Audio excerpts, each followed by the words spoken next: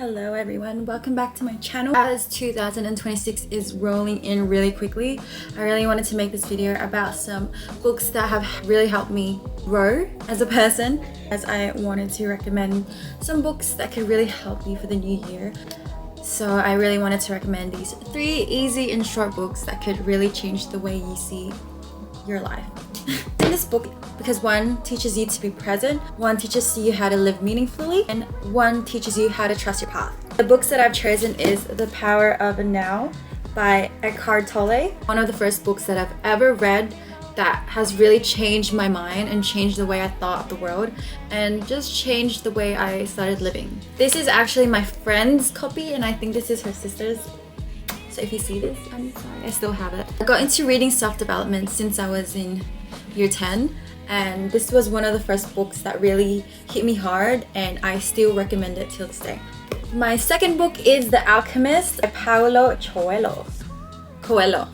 I was so super confused when I first read it, but when I read it the second time, that's when I kind of had like the light bulb moment. So maybe when you first read this, you're gonna be really confused and kind of feel like you learned nothing, but trust me, this is one of the best books that I've read as well, because it teaches you how to trust your path and trust your life, trust yourself. My last book, please don't judge, but it's Ikigai by Hector Garcia and Frances Morales. Stickers, because this is like the material of the book kind of like rubbed off, and I really hated like the rubbed off. Okay, the first book is The Power of Now. This book is incredible because it teaches you to be present. This is the first book that really made me go, what?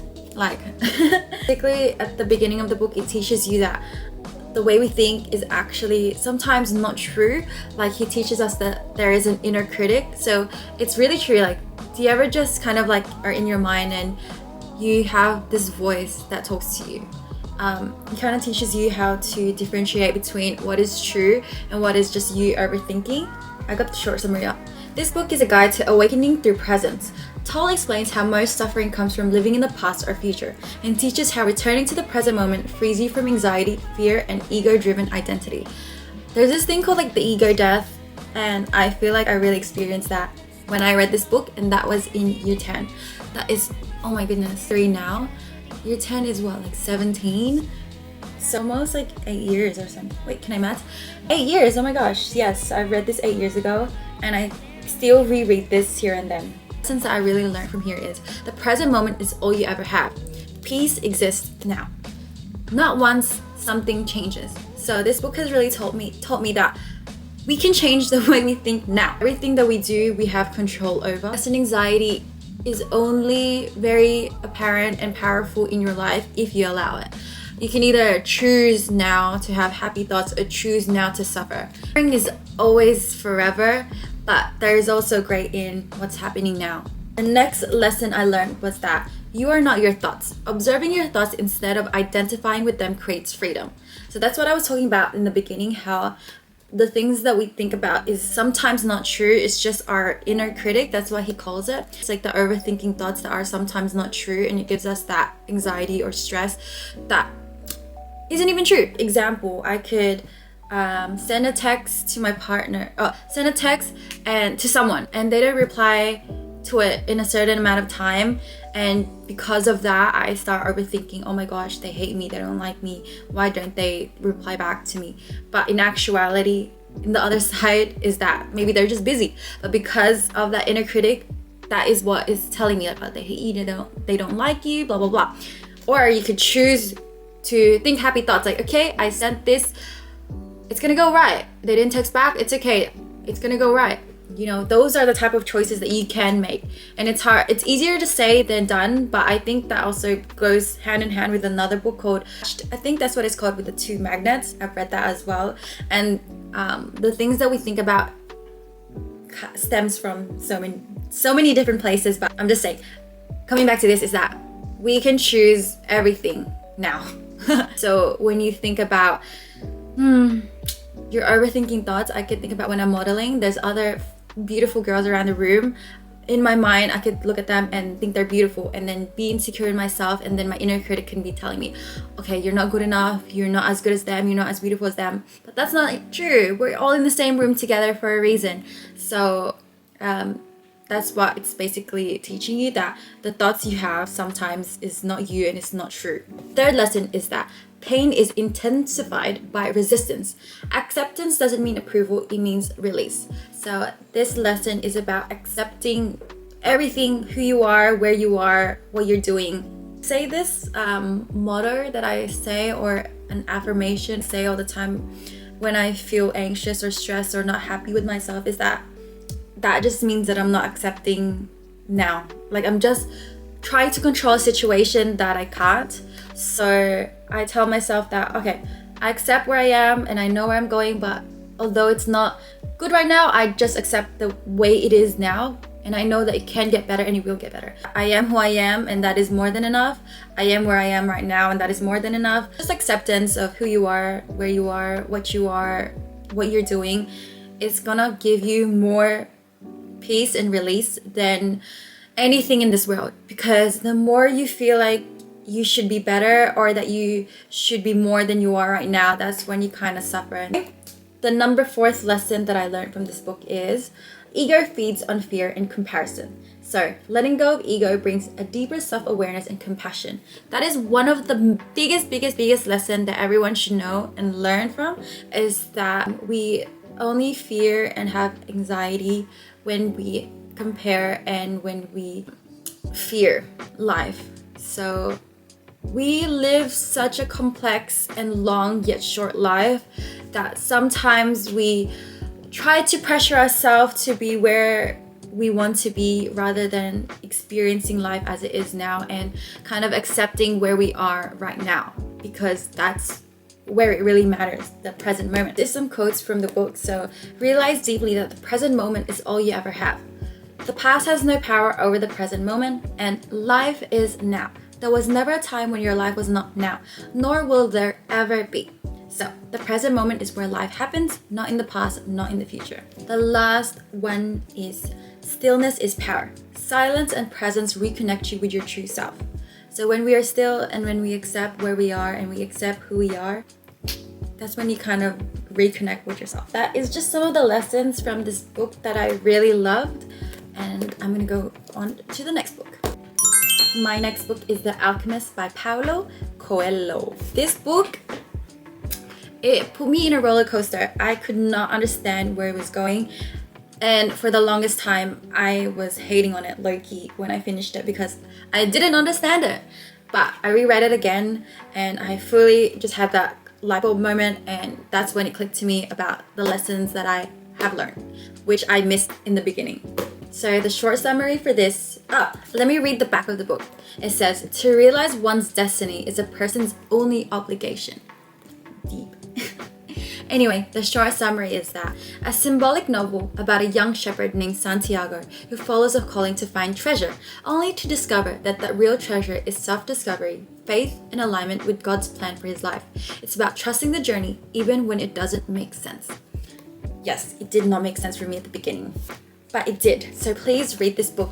If you're lost, I wouldn't say if you're lost, but if you want to trust your purpose and trust your calling, or just trust that life is working out for you and will work out for you, then this is a really good book. So when I first read this, I really didn't understand what it was teaching me, and I think in that moment I wasn't really meant to, because I wasn't in a place of my life. I wasn't in a place in my life where I should understand it. I was still young. I think I was probably like 18 or 19 when I first read this, and I hated the ending. I just didn't get it. But when I read it again this year, I was like, oh, okay. So I'm just gonna give you some 5 lessons that really hooked me into this book, and then we'll see if you like it. First lesson here is that everyone has a personal calling. Everyone. I'm telling you, every single person has a calling. Whether you want to believe it or not, we all do. Big or small, you might look at it as not as significant, or you might look at it as the biggest dream you could ever think of, and you feel like it's so unattainable. But we all have our own personal calling. We are born with a calling. Ignoring it leads to dissatisfaction. So this is saying that we all have something that fills our heart with joy, and we have to follow that, or else we just feel disconnected to life and disconnected with ourselves. So I think that when we want to figure out who we are, we should also figure out what we're. This is a really good book to kind of trust that process. When I first read this, I didn't feel like I really wanted to do anything with my life. I was more in a party mode. I was more focused on going out, hanging out with friends. And I still love my friends and hanging out with them. But past few years, I have had the great privilege to know one of some of my dreams and goals that really fills up my heart. When I started walking towards that, that's when I felt most fulfilled in my life. But don't fear it. Just because if you don't know your calling yet, it doesn't mean you don't have one. It just means you have to figure that out, which is a fun thing. Our next lesson is that fear is the biggest obstacle to purpose. So, most people don't fail, they just stop trying. And it's so true. Some people start something, they fail, they give up. But life isn't always linear and life isn't perfect. We can start something and we can fail at it and we can do it again. And that's something I've learned. The only reason why we don't get to our goals is because we stop trying. There is not going to be a time where there will be instances where sometimes we get lucky and we get what we want in the first try. But life isn't always like that. Sometimes we have to repeatedly try, shoot for the stars over and over again. And that's okay. What I'm saying is that don't stop trying. Sometimes it's easier to compare yourself and think about other people that have already attained what you want and think about, wow, they had it so easy, they got there so easy, so fast. Why can it not be like that for me? But you don't know the journey they've been through and you don't know what they had, what type of obstacles or challenges that they have to overcome to get to where they are. And even if they got there so much quicker and faster than you, that doesn't mean that you won't be able to get there as well. Because it's possible. If they can do it, you can do it. Which comes to the third lesson. And this was one of the lessons that I really flew out of my mind the first time I read it. But it is the journey matters more than the destination. Growth happens through the detours, not despite them. So there was a quote that I heard which was something like, you have to let people go through hard things, or you have to let people go through their own challenges because it helps them grow and build character. Because if you help them out of that, or it's okay to help, but if you kind of prevent them to overcome their own challenges, then they will never learn the lesson that they were meant to learn, or they will never grow from that challenge and they will remain the same person. This lesson meant to me was that sometimes we have a goal, yes, amazing, and we feel like nothing is ever worth it when we don't have that goal, or we will never be happy unless we have that goal, or you will only feel fulfilled once you have that goal. But it's not the truth. The truth is you are just as good now and just as good as what you're going through to get there, as well as being there in itself. I'll give an example of my partner. He wants to become this person and he has been pressuring himself to get to that goal. But I was telling him that, babe, I think like you doing the little things to get there is just as good as being there as well. You kind of have to enjoy the journey to get there, the journey of going there despite not having it as well. That's the whole being of life. That's the whole purpose of life, is just to enjoy. And that kind of links to this too, like the power of just enjoying where you are now. This type of mindset has really helped me so much, because if I didn't think like this, I would be suffering so much. I'll give you another example. I had an opportunity to be in a pageant this year, and although I was so, like, I did want to win, and that was the goal, to win, the journey towards it was so much more worth it than getting a crown. I got to raise money for a charity. I got to meet such amazing people, make friendships. The journey of just the stress of doing everything behind the scene was already 10 times better than having a crown put on my head. And I felt like that was more worth it than getting that end goal.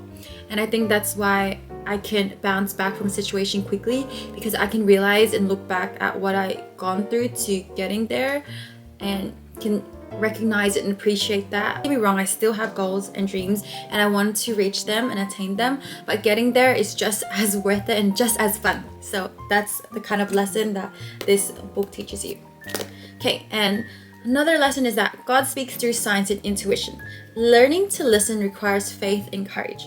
I always believe that there is a higher power above us, which is God, and for me it's Jesus. And that I believe that with the first one, that we all have our personal calling.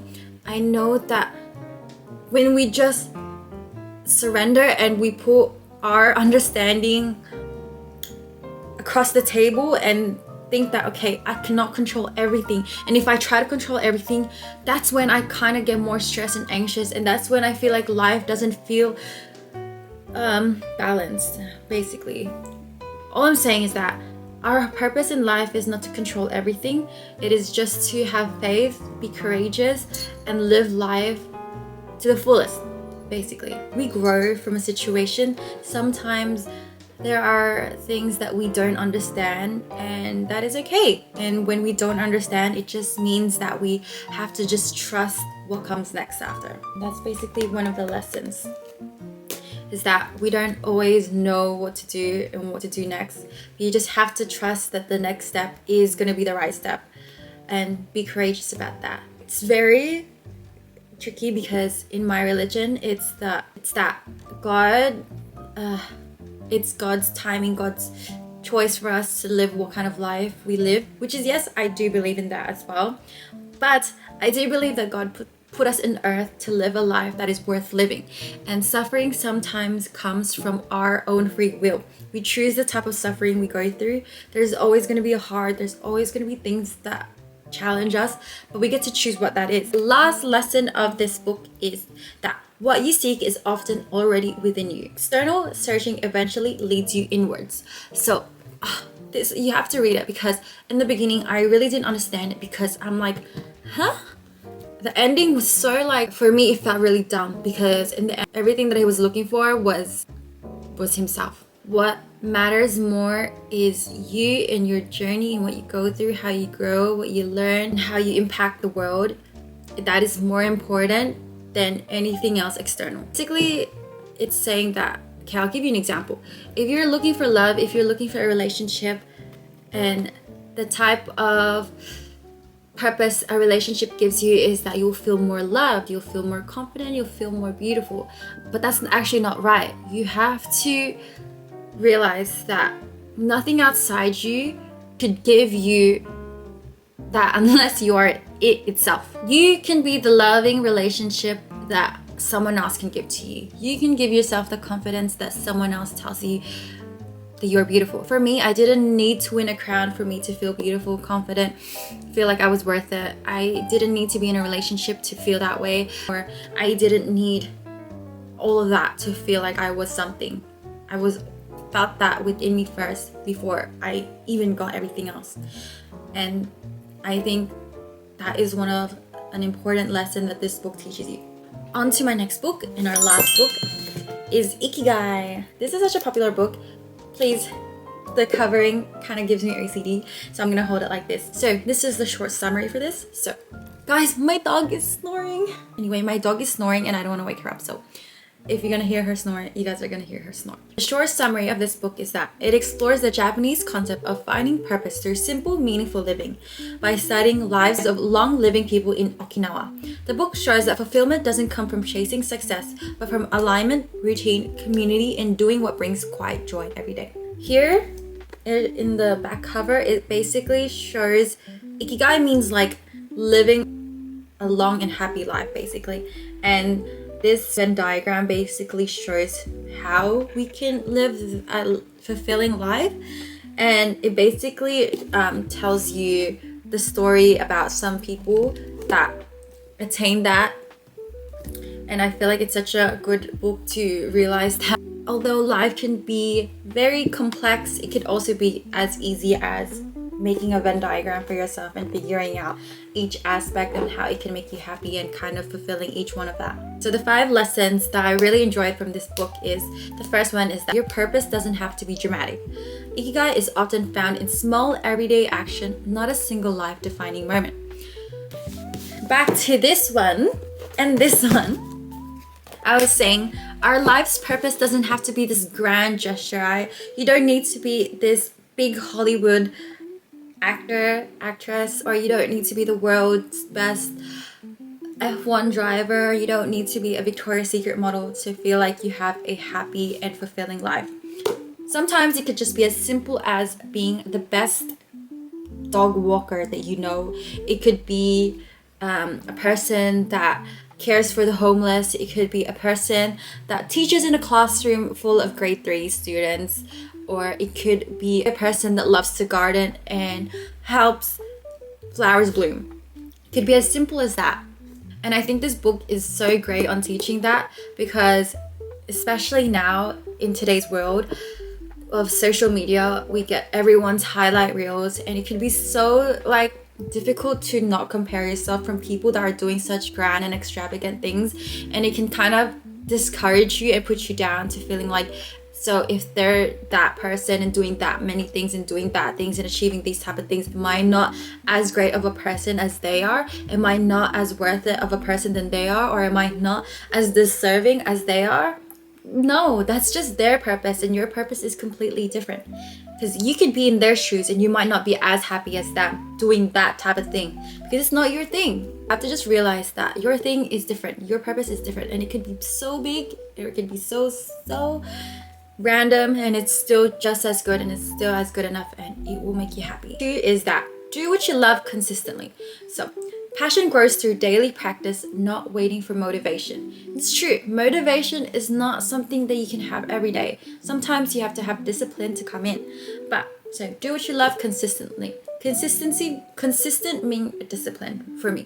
So it doesn't have to be everyday thing, but consistently can mean like, I love to go on walks, and I could do that every second day because it makes me happy. I love to play soccer, so I'll do that consistently throughout the year. I love to cook my homemade meals every night, so I'll do that because it makes me happy. It's just doing things consistently to make you happy. The 3rd one is that slow living brings clarity. Rushing disconnects you from yourself, and slowing down helps you listen inwards. So an epiphany that I realized is that when I went on a holiday in the Philippines and I got to meet my family and they live such a slow life, I realized that they're so much more happier, even though they didn't have the grandest things or the biggest houses or doing the most extravagant things. They are so calm, fulfilled, and they're just happy. And you can kind of sometimes see that the happiest people are sometimes living the slowest life, and it's true. You don't need to be rushing, you don't need to be hustling and bustling. I think that's the kind of thing that we are taught nowadays, is that hustle is good. It is good to a certain extent, but sometimes just taking it slow and realizing that there is no rush. I know there is that thing about age, and that we have to get here at a certain point, we have to be here, there, by what age? That is complete BS to me, because we are all in different journeys, in different timelines, and I feel like the rush to getting somewhere only puts more pressure, anxiety, stress, instead of that enjoying the journey. Okay. The 4th lesson of this book is that community matters. It says here, deep relationships and belongings are essential for emotional and spiritual health. It's very important that you surround yourself with people, because people make other people happy. Having a community behind your back helps you feel like you're part of something. Back in year 11, I did learn health and human development, and one of the things that really gives you a fulfilling health and well-being is your social health and well-being, and spiritual, because it makes you feel like you have a sense of belonging. When we don't have that, we sometimes feel lost, and we sometimes feel disconnected to life. So community really matters, and this book teaches you a lot about that. Last one is that to stay curious and active. A purposeful life keeps learning, moving, and engaging at any age. So here it talks about, there's a part of the book where it talks about old people, and that even though in their old age they're still doing a lot of work, and that's not because they need the money, it's actually because they want to do it and it makes them happy. And here it teaches you to stay curious and to keep growing and learning, and I think that's such an important thing about life. I've read so many books, and I've watched so many YouTube videos and so many podcasts about self-development. I know that there is still a plethora and a million different things that I still need to grow and learn from. I feel like learning is never ending, and I'm always wanting to grow and always wanting to learn. But that's why I feel like I'm always having fun, because I love to keep learning and growing and doing different things. So these are the 3 books that I really recommend that you read in 2026. I feel like these have really helped me grow as a person and really shaped me to be the person that I am right now as well. So if you are at the beginning of your self-awareness journey, I really recommend all of these 3 books. Just want you to know that we all don't have it figured out, and that no one has it figured out. We are just winging life, honestly. That I really hope that these books will meet you the way they met me. Take what resonates and leave what doesn't. I feel like people get into self-development and self-awareness trying to fix themselves, but the truth is that you don't need fixing. It's just about learning and growing from your old self into becoming a better version of yourself. So please be gentle with yourself, stay present, and trust that you're exactly where you're meant to be. Thank you for trusting me, and I hope that I've helped you today. And thank you for being here with me.